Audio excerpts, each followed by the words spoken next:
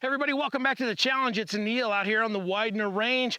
Got a little thing I want to introduce you to today. Lucky Gunner is my recommended trusted provider of Freedom seeds for range or defensive use. In stock, good prices, and rocket fast shipping are why I go back again and again. Because of new guidelines, I can't link their site or say it, but you're smart and you can find it with a simple Google search. Stick it to the man by paying them a visit today. All right, so I have done a few videos lately about getting back to the range. If you've been away from the range, sometimes it's just a good idea to go down and have some fun or go out to the range, whatever it is, and have a good time. You don't always have to have a plan.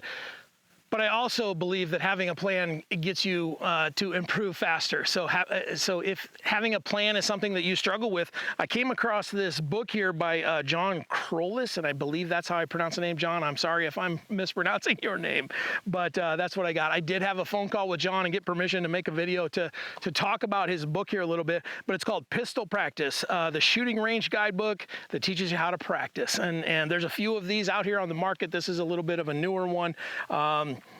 I just had a little bit of time with John and I enjoyed our conversation. So I thought, you know what, I'm going to go give this a try and see what this is about. I shoot a fair amount, so coming to the range with a plan is kind of a second nature thing to me, just because I know what I'm working on, where I'm at.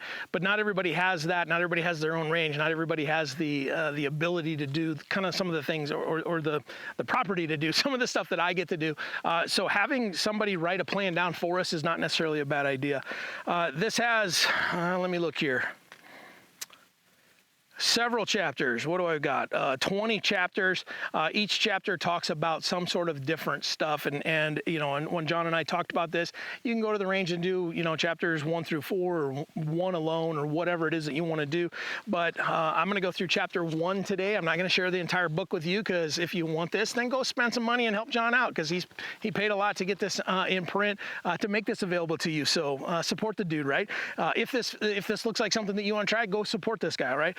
First one is on paper plates, and there's a little bit that talks about, what the plan here is and the course of fire. But it talks about an 8-inch circle, which I've got here on my target. I've got a B8. It's the same thing, so I'm just going to use that. But then there's a course of fire that has 10 shots at 3 yards, 4 yards, 5 yards. So backing up a little bit, 6 yards, 7 yards, 9 yards, 11 yards, 13 yards, and 15 yards. And then there's a little place here that you can make notes that you can track how you did it.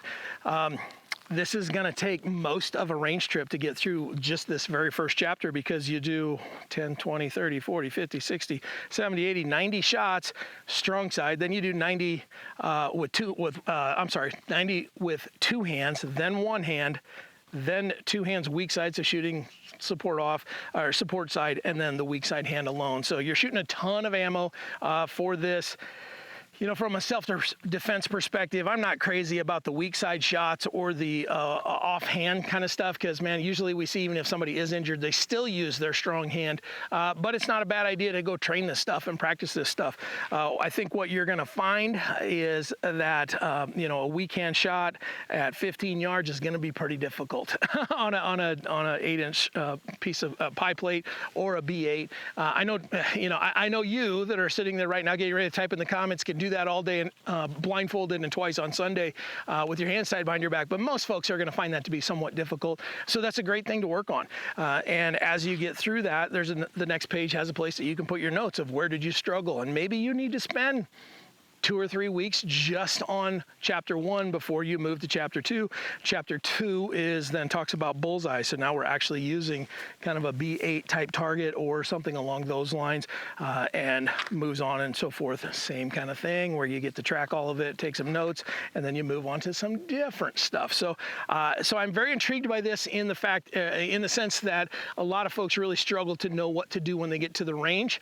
And this gives them an opportunity to have something on paper, this is heavy, thick paper that is going to, go into your range bag and be able to travel back and forth with you, and it's going to stand up so that you can take some notes and learn how to practice. I believe once you get all the way through the book, you're going to know how to practice, and you probably won't need something like this at that point. But if you're a beginner, or if you're somebody that's really struggling to know what to do at the range, then pick something like this up and go to work. So I'm going to shoot the Well, let's see here. I want to shoot some of these things. I don't have time to shoot.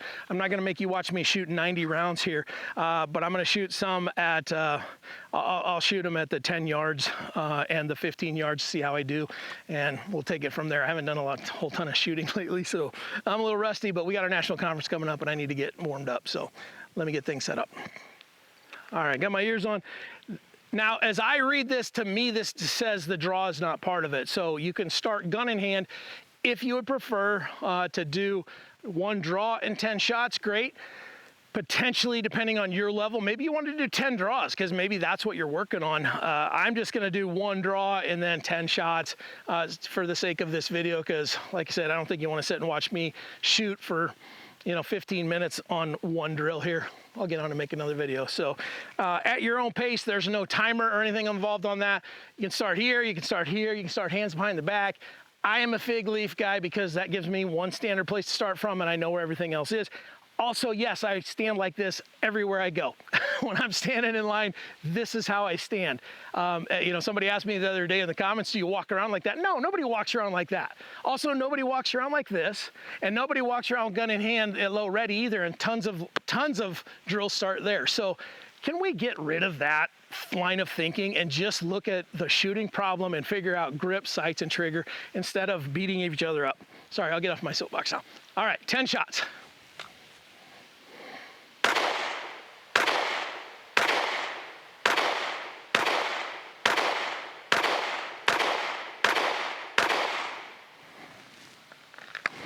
I believe I counted to 10.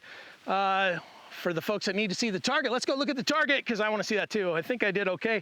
I think I found out last weekend my dot's a little bit off to the left, which that appears that most of this stuff is going left. That could be my grip, that could be my dot. I need to figure that out before we get to conference, but oh man, I threw one into the 9. The rest are all 10s with 4 X's. Pretty happy with that. I would mark that, but everything's in the 9. So let's go back. Oh, there's my spot. I'm gonna go 5 yards past where I shot that. 1, 2, 3, 4, 5. This is my spot right here. I love walking around talking to the camera like this. So again, you can do one draw, you can do 10 draws, whatever the case may be. Per the book, I would have done this at 3 yards and then 4, 5, 6, whatever the numbers were. I already read those to you, but you get this. All right, here we go. Oh, I'm just gonna grab a fresh bag so I don't have to worry about that. Okay, I guess I'm starting gun in hand. You can start low ready like this if you want. I like low ready at the base of the target and do whatever you want, but frankly, there's no time in this, so it really doesn't matter. 10 shots.